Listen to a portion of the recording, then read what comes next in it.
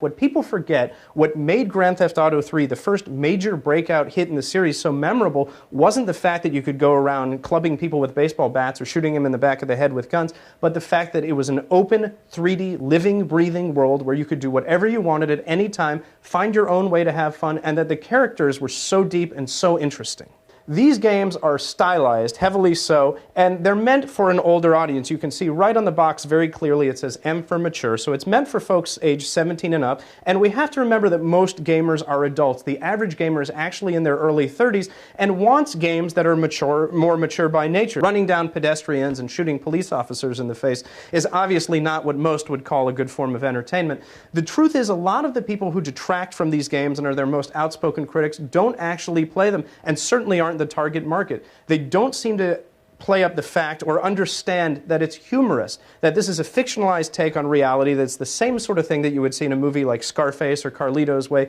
classic mobster films like Heat, or even The Godfather. You don't hear people talking about how terrible The Godfather is, and it's no different in terms of the bloodshed and level of violence. There was a Harvard study done in 2007 that was funded by the Department of Justice that you can read about in a new book called Grand Theft Childhood that shows of 1,200 kids surveyed, they were no more likely than any other kids to become violent criminals, and in many cases maybe less likely to commit offenses just by virtue of the fact that they actually have an outlet like Grand Theft Auto for their anger.